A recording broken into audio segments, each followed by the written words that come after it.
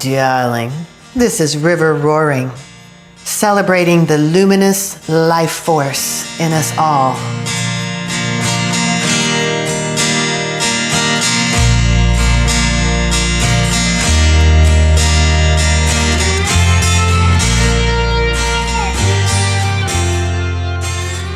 Hello, darling. I'm River Roaring. Welcome to this episode, The Male Erection, a case of cultural dysfunction. This is an issue that is so near and dear to me. I truly believe it is the single issue that has the most impact on our bodies, our psychology and psychological well-being, emotional well-being, our thought processes, how we relate to one another. I think this issue has the most impact on that, and body image. I think it has the most impact on that for an issue that has never before been talked about outside of me that I know of. To be fair, I've been searching online and I found one beautiful woman in Detroit talking about it one time on a YouTube video. And I don't know where that video went now. But other than that, I've never heard about anyone talk about it, which is boner shame and what it does to our society. So in the United States of America, where I live, the only place I really have knowledge to talk about, it is very shamed to have a male erection 99.9% of the time. So definitely the male-bodied person is not supposed to have a boner or erection when they're in front of other people. When they're in public, it's also not, as far as I know, it's also shamed in the house, in your private home. It's shamed sometimes among partners. And that means the only time the male-bodied human can have a erection in peace and comfort is for possibly a few minutes when they're all by themselves, a few minutes a day. And that's, just think about that. Half of our human population cannot move their body freely. So basically one of the most responsive parts of their body, the most emotionally responsive part of the body by far, that part of the body, half of the population simply is not allowed by cultural rules to move that part of their body almost ever. Basically, if they're with any other human. Now, this is excluding when it's time to have sex. I'm going to talk about that later. But just think at first about the non-sexual times, all the other 99% of life, and how half of our population cannot move their body freely, walking around, being a human day to day. And I have many things to say about this. So we know now that the body, the human being, is not just a separate emotional or mental or physical or spiritual being.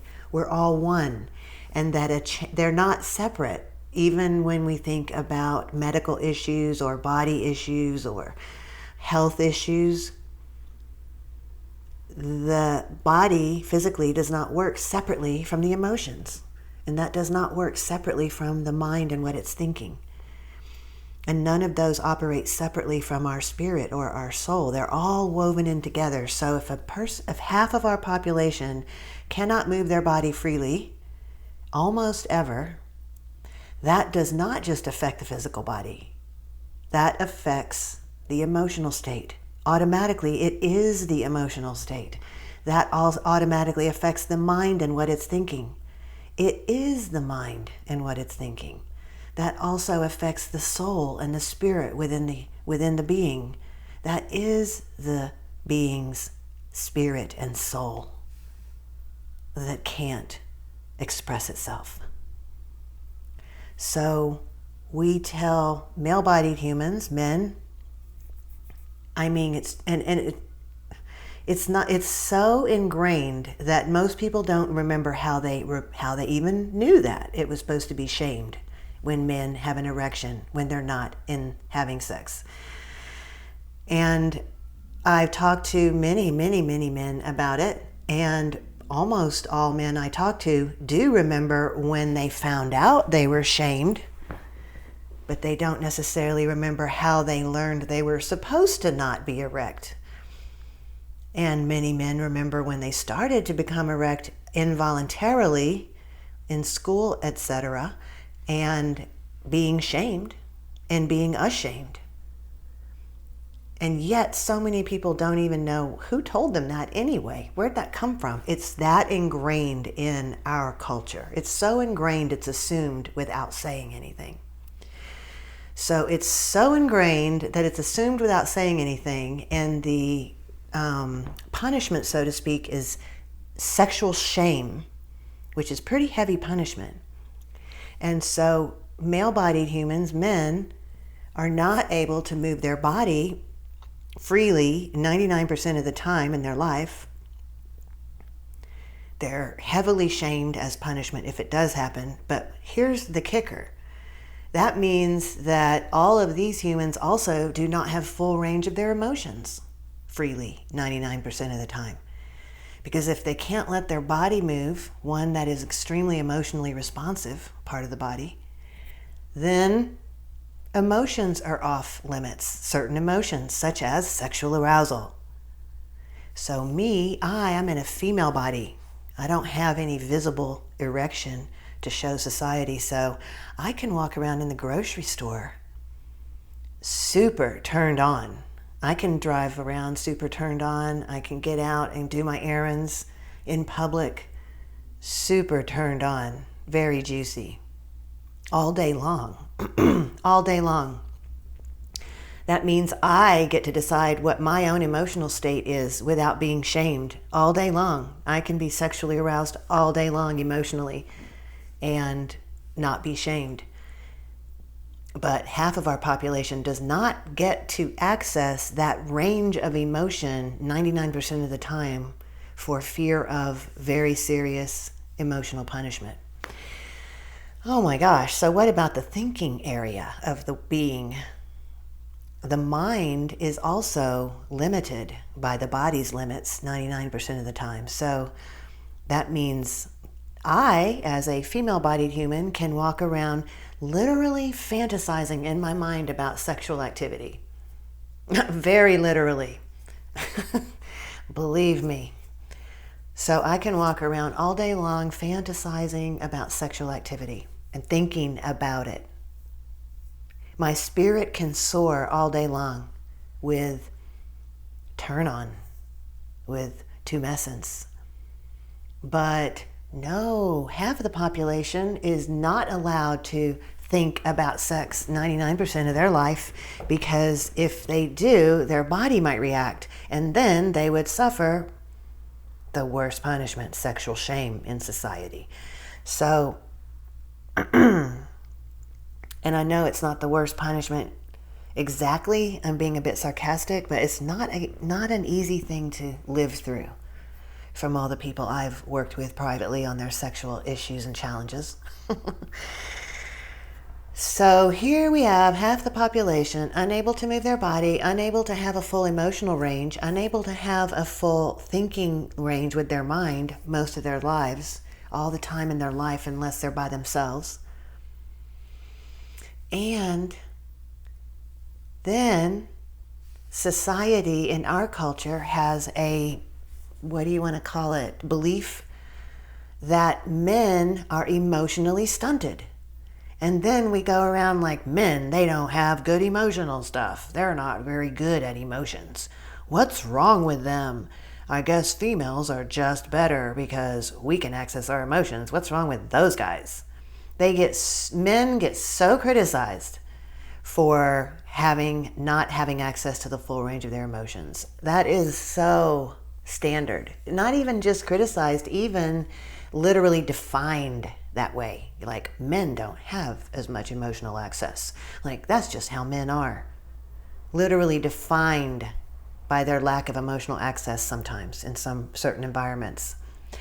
And then similarly, very similarly, men get criticized for not having sexual imagination.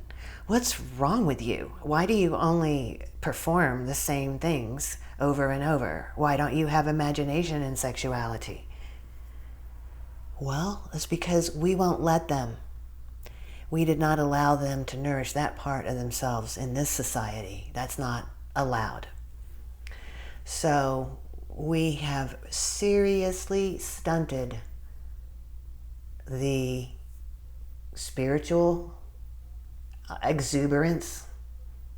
For me, sexuality is very spiritual, and I'm very spiritually exuberant when I'm sexually exuberant as well. So my soul is happy, and I get to be that way whenever I feel like it, because I'm in control of my own domain, my own body, my own being, and no one's telling me how to operate it in the way they are, the men. And you know what I want to say, another word that just came up, body image. When we talk about body image, you know, that's a pretty hot topic sometimes. Body image, golly, it is an important topic. It's super important topic. How many ways we limit ourselves for what? Shame of some body part or the way it looks, body image issues. But yet I've never heard anybody talking about body image for men and even mention that their erections are forbidden in society. How can we talk about male body image without mentioning, by the way, if your body acts naturally, you will be very quickly excluded from society and culture. That's a pretty serious body image thing to talk about. And so I feel like we should be a lot easier on our men when it comes to erections and boners and let them move their bodies naturally. I haven't even gotten to the punchline on the worst part of this thing yet. And I mean, you could say which one's the worst. I guess you could debate that, but oh my gosh. What about sexuality? Sexuality. What about sexuality? What would boner shame, a lifelong, even culture-long, even multi-generational and ancestor-long shame of the male erection do to dun dun dun dun sexuality? What would it do to sexuality to super shame half of the people in this country for moving their body naturally when they're not in the bedroom? And then what's supposed to happen when they're in the bedroom in the sexy time? You got it. They're supposed to be rock hard right away for a really long time. I'm laughing at the absurdity of what we have built here as a culture, because what people call erectile dysfunction is actually a very natural response to this culture and the way this culture is completely dysfunctional around male bodies and around the male erection and around boners. So I don't see how this issue isn't, male quote unquote erectile dysfunction unquote. I think it's a multi-billion-dollar business. It's definitely multi-hundreds of millions of dollars. There are many, many pills, potions, and pumps, and what have you. There's all kinds of operations and surgeries and all kinds of things. Because I am a sexologist, and I've been working with men for 10 to 15 years straight, and I've heard the stories, and I know what happens. And there's I'm sure it's billion-dollar industry that's around what's called incorrectly erectile dysfunction. What it is cultural dysfunction. Our culture is super screwed up on this, and we cannot expect the male-bodied people to be able to have a rock hard erection for as long as they want, we want in a sexual setting, and then turn it off like a switch and never let it even make a whisper again until it's time. That is horrible dysfunction. Dysfunctional expectations, it's creating dysfunctional systems in beings, imbalances, repressions. Of course, the body cannot act that false way of being completely unstimulated 99% of the time and then being super rock hard stimulated only when either that person or someone they're with wants it to be. And then never again, then back off. That is just ridiculous, and it's so damaging. And you know who pays for this? Everybody. Yeah, I am extremely affected by this in my life as a woman because I love men and men are in my life. So we are all very much affected by this. It's throughout society. If you are a male-bodied human and you have a body part that can become erect, or if you are a person who has any friend or relationship with a male-bodied human, they're not able to be in their fullest with you in relationship, no matter what kind of relationship it is. Even if you're just at work, they're not able to be fully expressive humans. Because at the root, we aren't even talking about cultural dysfunction around male erections and what we expect and say is good and bad and healthy. Quote unquote erectile dysfunction is actually considered a health problem in this screwed up culture. Oh my goodness. So that is the situation with male erections, the male body and body image, and emotional range of men, sexual creativity of men,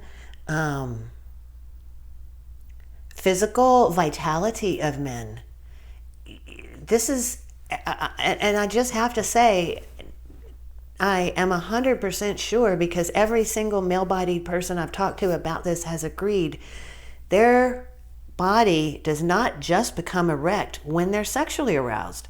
There are other reasons that a man would have a boner or have an erection. There are other reasons for that. That means, it's just so psycho that we've, as a culture somewhere back in the past, have first of all even defined the erection as only arousal, when that's not true.